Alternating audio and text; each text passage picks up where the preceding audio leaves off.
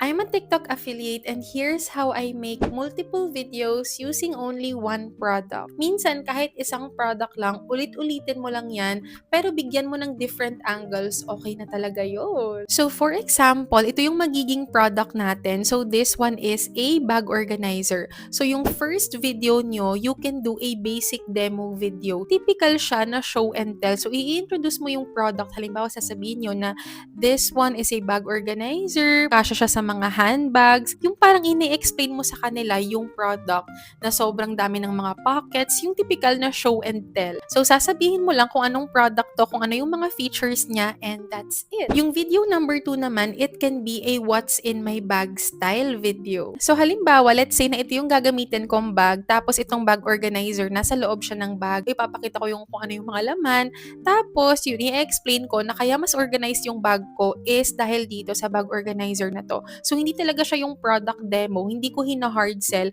parang fini-feature ko lang siya doon sa video ko, pero yung main focus ng video is the what's in my bag. Kahit babanggitin mo lang yan ng mabilisan, maka-curious yan sila, and mas magtataka pa sila kung ano ba to, parang na-curious ako, gusto ko rin yan. Yung video number 3 naman is mag-focus ka sa pain point nila, more on, pinipinpoint mo kung ano ba yung mga current struggles. Halimbawa, sasabihin mo sa umpisa ng video na lagi bang makalat yung bag mo, lagi ka bang nahihirapan hanapin yung alcohol mo or yung bubble gum mo kasi sobrang kalat ng bag mo. Well, look at this one kasi ito yung nakasolve ng problems ko regarding my bag. So, hindi ka talaga masyadong nakafocus sa features ng bag, but nakafocus ka sa kung paano masasolve ng bag na to yung problems na yun. Dun sa pain points, sobrang dami mo nang magagawang videos kasi ang daming pain points ng mga babae na may bag. Like yun nga, laging makalat, pain point na yon. Number 2, isa lang yung compartment, yung zipper lang sa loob ng bag, pain point na din yon. As in, mag-isip ka lang kung ano yung problems nila and isa-isahin mo yon. So, one problem per video, ganun. For video number 4 naman is mag-video ako ng B-roll about this product. So, lalagyan ko siya ng mga laman, ilalagay ko siya sa bag ko, tapos papakita ko na